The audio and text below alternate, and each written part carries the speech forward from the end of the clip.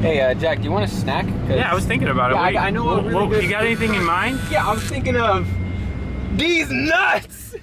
Oh boy.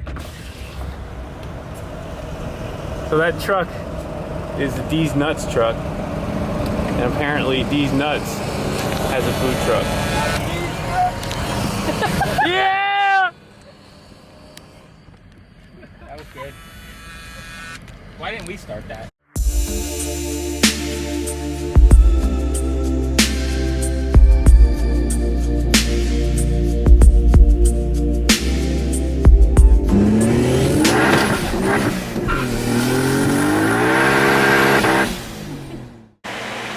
So I hope you guys aren't sick of it yet, but I got the scooter back on the dyno. I've got pretty much the final tune dialed into it right now.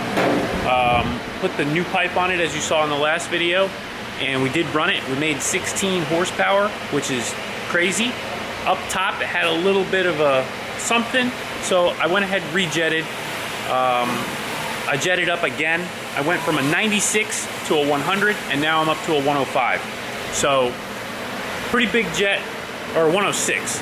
Pretty big jet that's in there right now, so we're gonna see how that operates. I think this pipe is really hungry and wants that extra fuel. So 0 to 30 times, got it down to a 2.5, which is crazy fast compared to where we were.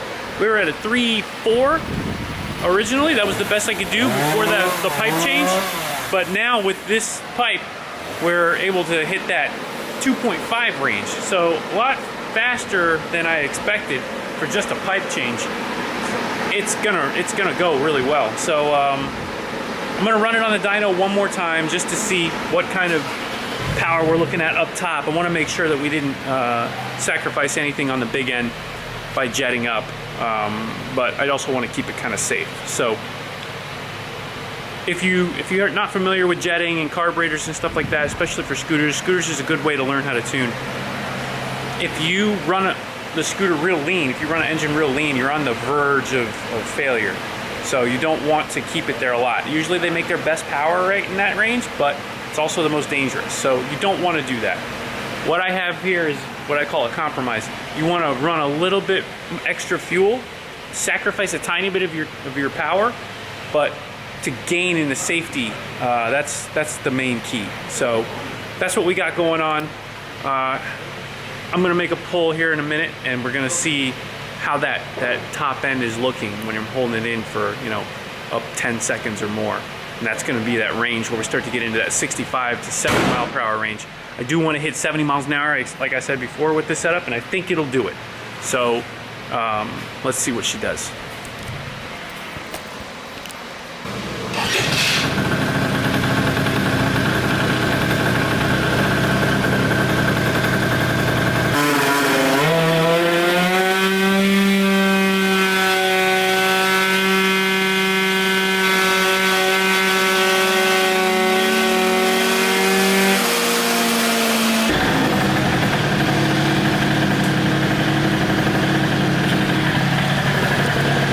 Okay, let's take a look at what we got here.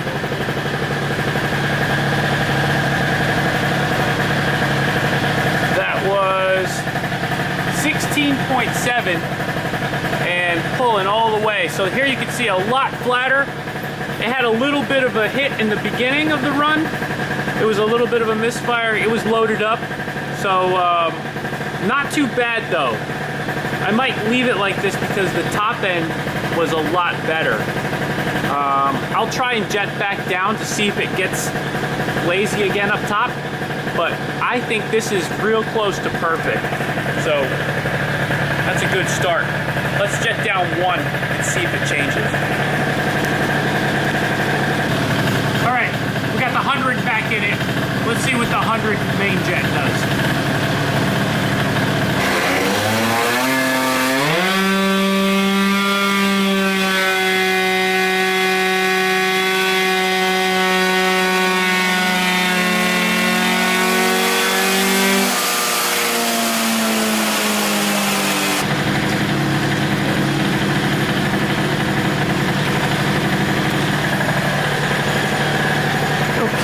So here's a 100 main jet. Let's see what we got here.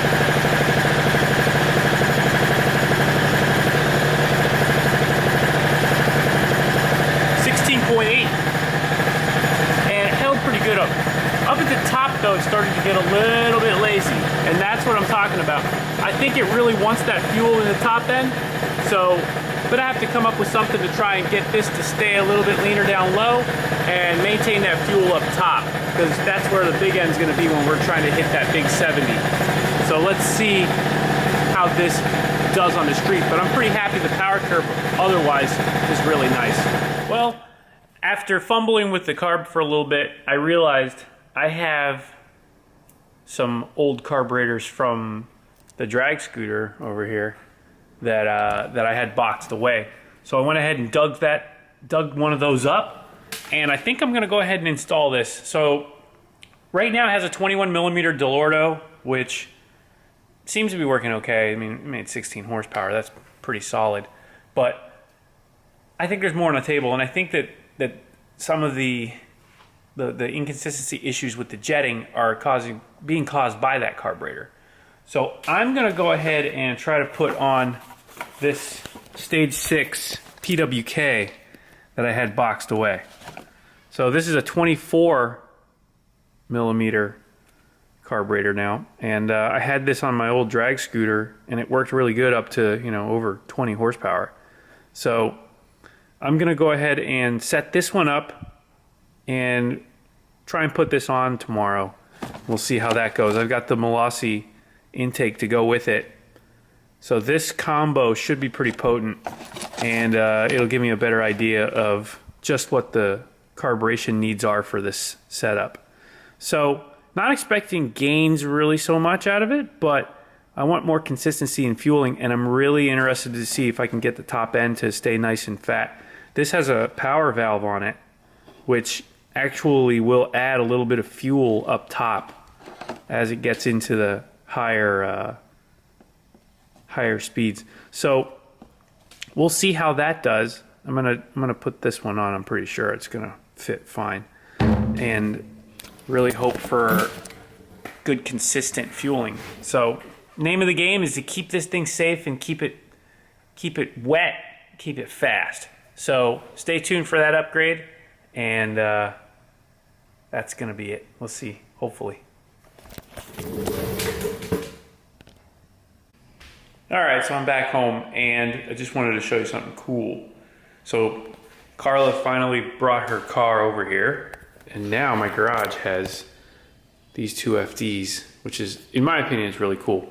Obviously, if I had more garage space, I'd have the yellow one in here and make it all three, but this is pretty sweet. Put the Ferrari at another location to store it while we have the FDs here, because I just think it's cool. So sue me. Two right-hand drive FDs.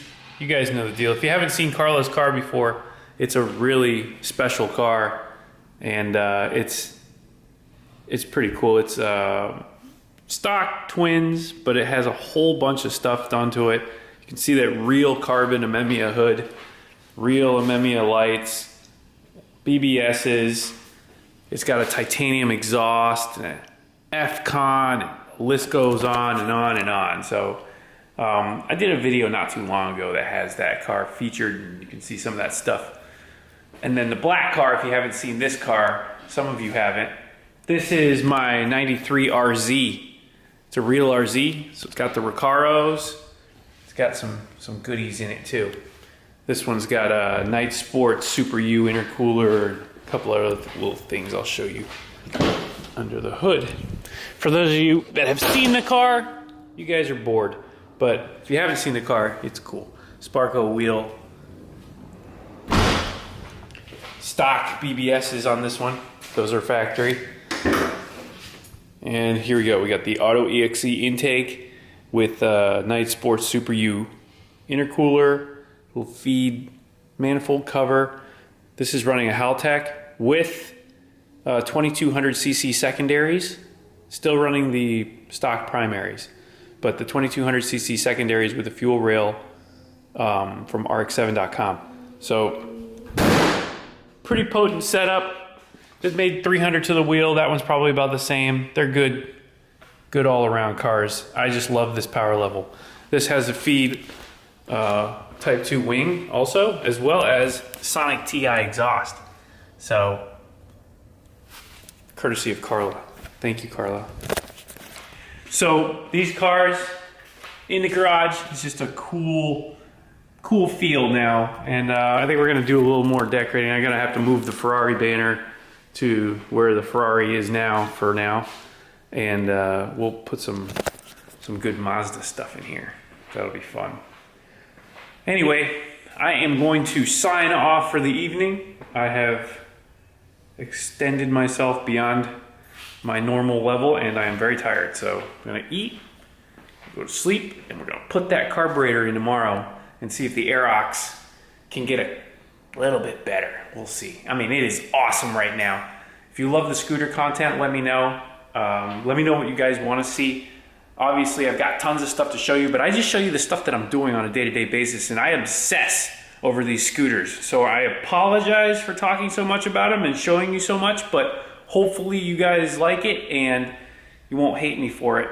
And if you do, then, oh well, that's what I like to do. So I'll see you guys in the next one.